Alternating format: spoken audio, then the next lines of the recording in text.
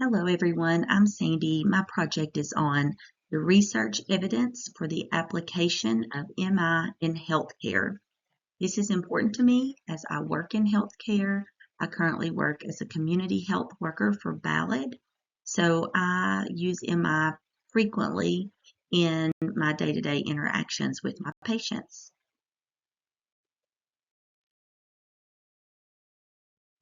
Let's take a minute and look at what is MI.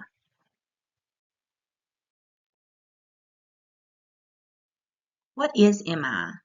MI is a style of counseling and working with individuals where the practitioner or social worker believes the client knows what is best for their life and for their current situations. MI uses the following processes: engaging, focusing, evoking, and planning. These processes are used to walk with the client and talk through their needed changes. In this process, the social worker is a guide and not the decision maker. The client recognizes and talks through their need for change and how the change will come about.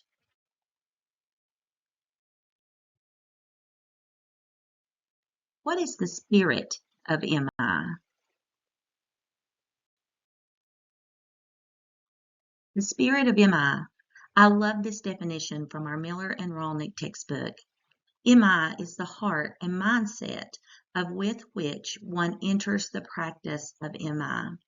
The heart and mindset which one enters the practice of MI. How we interact with our clients. That is so important. The four aspects of the spirit of MI are partnership, acceptance, compassion, and evocation.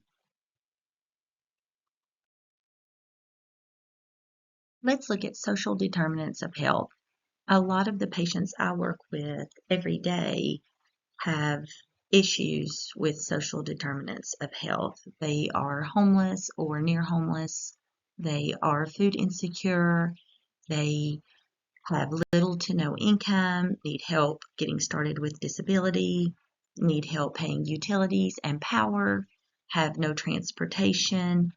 Maybe they don't read well or have learning disabilities or they don't write well. So navigating all the paperwork in social service agencies are really difficult for them.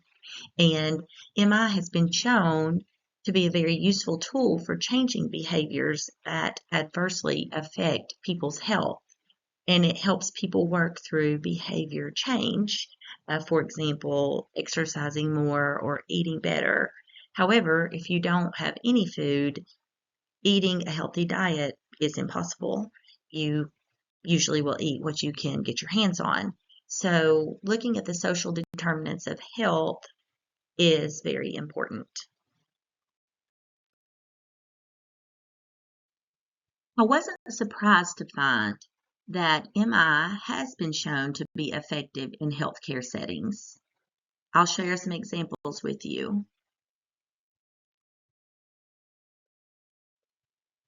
In this first example, the article titled Motivational Interviewing, an Evidence-Based Approach for Use in Medical Practice, the author states that statistically significant effect sizes were reported for substance consumption, physical activity, dental hygiene, body weight, treatment adherence, willingness to change behavior, and mortality. Effects on health-promoting behavior were mixed. Studies of the factors that contribute to the efficacy of MI suggest that it exerts its effects largely through the selective reinforcement of statements made by the patients themselves about potential changes in their behavior. And that's what we want to do in MI is let the patient or the client talk through and reinforce their statements using their change talk.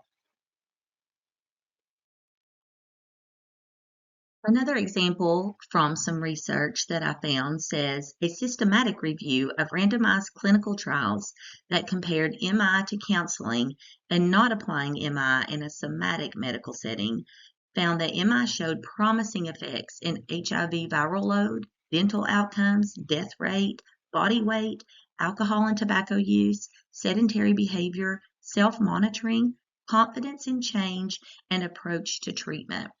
I love the part about confidence and change. I really want to instill that confidence to be able to change in the patients that I'm working with every day. And when we use MI and believe that our patients are their best decision makers and they can make these changes, we can help them get that confidence to make those needed changes to improve their health care. I really enjoyed this next piece of research that I'm going to share with you. It talks about telephone motivational interviewing. This is what I spend a lot of my time doing. I do get to meet with patients face to face occasionally, but the majority of the time, my interaction with patients is on the phone. So I really appreciated this research. This says telephone motivational interviewing is a motivational approach that can reach a large number of people. MI is a type of counseling that aims at stimulating health-related motivation and behavior change. MI assumes that clients know what is best for them, and counselors are there to assist them in making positive changes in their life. This research talked about a Dutch study of people making health changes that would improve their cardiac situations. These changes included physical activity, eating more fruits, and eating more vegetables. And the telephone motivational interviewing was shown to be effective in increasing people's physical activity and increasing their intakes of fruits. It wasn't shown to be quite as effective in increasing the intake in vegetables, which I thought was interesting. The last research I will discuss is an article titled "Community Health Workers Reduce Hospitalizations and Emergency Department Visits for Low Socioeconomic Urban Patients with Heart Failure." I really enjoyed this article as well. It states that community health workers are associated with reduced hospitalizations, ED visits, and inpatient costs in low socioeconomic urban patients with heart failure. Community health workers may be a cost-effective method to reduce healthcare utilization and improve outcomes for patients with heart failure. And MI is used by the community health workers with invalid health. The majority of patients I work with have had recent hospital stays and are dealing not only with physical health problems, but are often dealing with a number of social problems as well, as we discussed earlier in the social determinants of health. Um, Studies show that patient involvement with a community health worker can reduce these hospitalizations, and community health workers are trained in MI and utilize this training and these skills every day. And when talking with patients, it's important to note our next steps. I always try to do this with my patients. This confirms the patient and the community health worker are both clear on what's being worked on, what they are working toward together, and by confirming these next steps with the patient, it lets them know they are in charge of this change and the worker is there to assist and support them.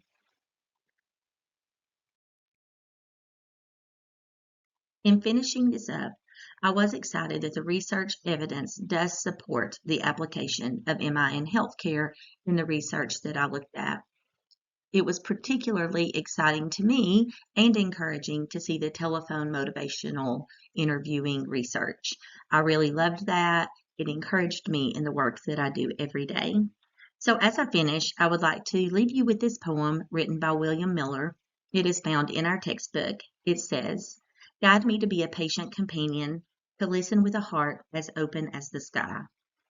Grant me vision to see through her eyes and eager ears to hear her story. Create a safe and open mesa on which we may walk together. Make me a clear pool in which she may reflect.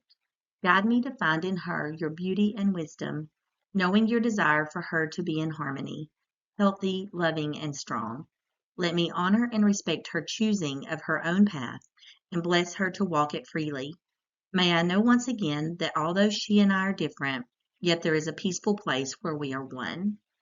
I think that's a beautiful poem and a great way to end a presentation on motivational interviewing, is that's what I want to do with my patients, that even though we are different, we can walk together, I can respect them, and be just a little part of hopefully making positive changes in their life.